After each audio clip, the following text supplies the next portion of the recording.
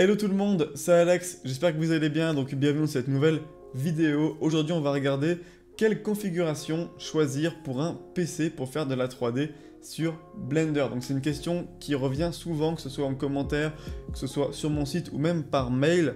Il y a des personnes qui me demandent quelle configuration je leur conseille pour faire de la 3D sur Blender.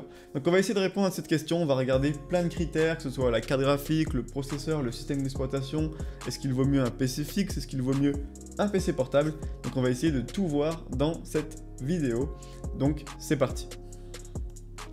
Donc tout d'abord, le choix du système d'exploitation. Est-ce qu'on va venir prendre un ordinateur sur Windows? Est-ce qu'on va venir installer Linux? Est-ce qu'on va utiliser macOS?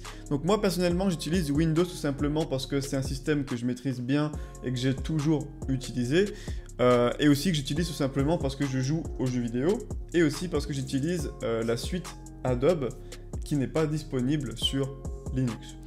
Cependant, Linux, lui, est beaucoup plus performant pour Blender. Vous allez avoir des temps de chargement réduits et également des temps de rendu réduits. J'ai jamais testé personnellement Blender sur Linux, mais je pense que je vais tester parce que vu les gains en performance, je pense que ça peut être pas mal.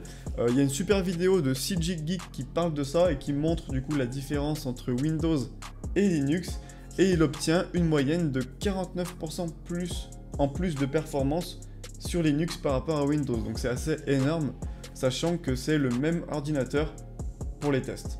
Et ensuite on va retrouver macOS qui est un super système d'exploitation que j'apprécie beaucoup, mais malheureusement pour avoir une bonne config sur Mac avec une bonne carte graphique, etc., il faut y mettre beaucoup plus d'argent que sur un PC, mais également le fait aussi que c'est une carte graphique AMD obligatoirement qu'on peut avoir avec Mac. Donc moi personnellement je préfère les cartes graphiques Nvidia, c'est pour ça que je ne suis pas sur Mac. Donc moi si j'ai un système à vous recommander, du coup c'est soit Windows, soit Linux pour Blender. Donc là on passe à la partie la plus importante, c'est la carte graphique. Tout simplement parce que c'est elle qui va calculer vos rendus, c'est elle qui va faire en fait le gros des performances de votre ordinateur pour la 3D. Donc au niveau de la carte graphique, on va regarder un petit peu les prix, les marques, qu'est-ce qu'il faut choisir. Donc vous avez deux constructeurs pour les cartes graphiques, vous avez AMD et vous avez Nvidia. Personnellement, je vous conseille d'aller vers Nvidia plutôt que AMD, tout simplement parce que sur Blender, le moteur de rendu qui s'appelle Cycles n'utilise que les cartes graphiques Nvidia ou le processeur de votre ordinateur et pas les cartes graphiques AMD. Donc il y a plus de compatibilité avec Blender sur Nvidia que sur AMD, donc moi je vous conseille plutôt de choisir une carte Nvidia. Néanmoins, si vous avez une AMD, vous pouvez installer un autre moteur de rendu exprès pour AMD, donc j'en ai parlé dans ma vidéo précédente, donc je vous laisserai aller la voir si jamais ça vous intéresse. Donc au niveau des Nvidia, comment on se repère, comment ça marche? En fait, c'est pas si compliqué que ça. Donc vous allez avoir la série. Donc là, celle que je vous ai montrée en photo, c'est la série 2000. Donc là, à l'instant où je vous parle, il y a les nouvelles qui sont sorties, la série 3000. Je les ai pas mis en photo tout simplement parce qu'elles sont pas encore toutes sorties, tout simplement. Mais si jamais vous cherchez à faire une config en ce moment, c'est-à-dire fin d'année 2020, je vous conseille d'attendre que les nouvelles cartes de Nvidia soient disponibles pour pouvoir faire votre configuration. Donc comment on se repère un petit peu dans les cartes? Donc chez Nvidia, vous allez avoir les GTX, les RTX, donc ce sont des cartes normalement conçues pour jouer aux jeux vidéo, mais qui marchent très bien pour la 3D. Donc les cartes graphiques RTX vont supporter une technologie qui s'appelle le Ray Tracing, donc je vous laisserai regarder des vidéos sur le sujet, je ne vais pas en parler dans cette vidéo. Donc moi je vous conseille de partir au moins sur une carte graphique RTX. Donc sur les RTX, vous allez avoir les 60, donc ici vous voyez c'est écrit 2060. Donc moi bien sûr je vous conseille d'attendre la série 3000, donc 3060. Donc la 60 c'est l'entrée de gamme de Nvidia, on est aux alentours quand même des 300 € pour la carte graphique. Ensuite on va avoir les 70 où on est plus ou moins vers les 500 €. Ensuite les 80 on est plus vers les 600-700 €. Si vous voyez un petit TI en plus, donc là 2080 Ti, ça veut dire que c'est une version un peu plus puissante, un peu plus boostée que la 2080, tout simplement. Et ici on peut voir, on a la Titan RTX, donc là c'est vraiment le gros modèle, le plus puissant de tous ceux que vous voyez ici. Pour les nouvelles séries, les séries 3000, vous avez la 3090 qui est la plus puissante, qui a quand même 24 Go vidéo, donc c'est vraiment un monstre. Par contre on est aux alentours de 1500 € la carte graphique, donc ça fait quand même beaucoup. Donc moi ce que je vous conseille au minimum, c'est de partir sur une entrée de gamme Nvidia, donc au moins une 60, donc la 3060 quand elle sera sortie. Je pense que c'est le minimum. Après si vous avez le budget, et ben de prendre le haut de gamme, c'est-à-dire une 3080. Niveau rapport qualité-prix, je pense que c'est une des meilleures cartes du marché. Ensuite au niveau des cartes graphiques, ce qu'il faut savoir, c'est que vous avez des gigas vidéo dédiés. Donc plus vous allez en avoir et mieux ça va fonctionner, mieux ça va marcher quand vous allez avoir des scènes complexes avec beaucoup d'objets, avec beaucoup de choses à charger. Plus vous allez avoir de giga vidéo et mieux ce sera. Donc moi personnellement dans mon ordi j'ai une GTX 1080 8 Go. Et pour vous donner une idée, la 3080 qui vient de sortir a 10 Go vidéo dédiée. Et la 3090, celle qui coûte 1500 €, en a je crois 24. Donc c'est assez énorme et donc ça va vous donner énormément de performance. Maintenant, il y a un site que je vous conseille pour regarder un petit peu tout ça, ça s'appelle Open Data Blender, et en fait c'est un site où vous allez voir du coup des tests, donc des benchmarks faits avec des cartes graphiques, des processeurs pour vous aider à choisir du coup quels composants vous allez mettre dans votre ordi. Donc là on peut voir Fastest GPU, donc c'est les cartes graphiques les plus rapides, et donc elles sont triées. En premier on va retrouver la RTX 3090, celle que je vous disais qui coûte 1500. Ensuite, on va retrouver la RTX 3080 qui coûte à peu près 700 à 800 € à peu près la carte graphique, qui est en deuxième position. Et donc comme ça, vous allez pouvoir regarder du coup quelle carte il vous faut, sachant que moins c'est élevé ici la valeur, donc mieux c'est performant. C'est écrit ici, less is better. Et vous allez avoir du coup la même chose ici pour comparer les processeurs. Donc vous pouvez regarder sur ce site, c'est vraiment super bien.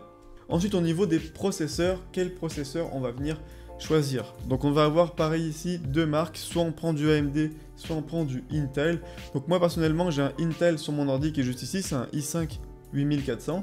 Et sur mon ordinateur portable j'ai un i7 10750H si je dis pas de bêtises.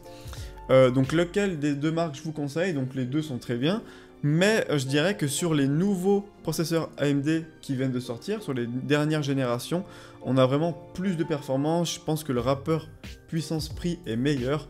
Donc moi personnellement, si je devais refaire une configuration aujourd'hui, je partirais sur la dernière génération des processeurs AMD. Ensuite, au niveau de la RAM, je vous conseille au minimum 16 Go de RAM. On arrive facilement à consommer les 16 Go de RAM avec un projet Blender. Donc vraiment, je vous conseille au minimum 16. Et vous verrez après, si vous faites des projets un peu plus gros, que il faudrait peut-être même avoir du 32 ou du 64. En tout cas, je vous conseille de commencer avec 16. Et vous pourrez ensuite upgrade votre PC avec plus de RAM. Au niveau du stockage, est-ce qu'il vous faut du coup un disque dur ou un SSD? Moi, je vous conseille d'avoir un SSD avec votre système d'exploitation qui est installé dessus. Et également d'avoir Blender qui est installé dessus, et donc vous allez travailler dessus, donc ça va être plus rapide au niveau des chargements, etc. Donc je vous conseille vraiment le SSD et le disque dur classique pour stocker par exemple vos rendus, Blender, vos animations, etc. Est-ce que vous devez prendre un PC fixe ou un PC portable? Moi je vous conseillerais toujours un PC fixe parce que ça va être beaucoup moins cher par rapport à la puissance que vous allez avoir par rapport au prix qu'un PC portable. Et en plus de ça, ça va beaucoup moins chauffer puisque c'est une tour, c'est plus grand, c'est mieux ventilé que sur un ordinateur portable. Le souci aussi avec un ordinateur portable, c'est que si vous ne le branchez pas sur secteur, déjà vous n'aurez pas la pleine puissance que peut offrir votre ordi, mais également la batterie ne dure pas très longtemps si vous n'êtes pas branché, donc pour faire de la 3D, c'est pas super. Néanmoins, si vous voulez utiliser un ordinateur portable quand même, il y a une solution, c'est le fait de mettre un iGPU. Donc en fait, un iGPU, c'est un boîtier externe où vous allez mettre à l'intérieur une carte graphique de PC fixe, donc une grosse carte graphique, et vous allez brancher ça à votre ordinateur. Donc ça marche sur les Mac, ça marche aussi du coup sur les ordinateurs Windows, ça passe par de l'USB type C. et ça vous permet du coup de brancher une carte graphique externe sur votre ordinateur portable. Et donc votre ordinateur portable du coup va beaucoup moins chauffer, puisque c'est le boîtier qui va chauffer. Donc si jamais vous passez sur un PC portable, je vous conseille de regarder un petit peu les iGPU. Donc pour terminer, je vais vous parler de ma configuration, donc qui date à peu près de 3 ans et demi pour mon PC fixe. C'est pas la configuration que je vous conseille aujourd'hui, bien sûr, mais je voulais quand même vous la montrer. Donc j'ai un i5 8400 6 corps, une GTX 1080 8Go, un HDD de 1TB et 2 SSD, un de 1TB, un de 256Go et 16Go de RAM que je compte upgrader ou même changer ma configuration, puisque sur les projets que je travaille en ce moment sur Blender, les 16Go sont insuffisants. Et ensuite j'ai un ordinateur portable, c'est un Razer Blade 15 pouces, donc lui il y a un i7 10750H, une RTX 2060 6Go qui m'a vraiment surpris au niveau des performances. Je vous ferai un test bientôt sur ma chaîne de l'ordi parce que au niveau des performances, même sur Blender, je le trouve vraiment très puissant. On a un SSD de 500Go et 16Go de RAM. Donc voilà pour cette vidéo, j'espère que ça vous aura aidé et vous donnera une idée un petit peu plus précise de quelle configuration PC il vous faut pour faire de la 3D sur Blender. Tous les liens importants seront en description et je vous laisse également commenter et me poser des questions par exemple en commentaire et liker la vidéo si vous avez aimé. Donc voilà, c'était Alex et puis je vous dis à bientôt dans une prochaine vidéo. Ciao tout le monde!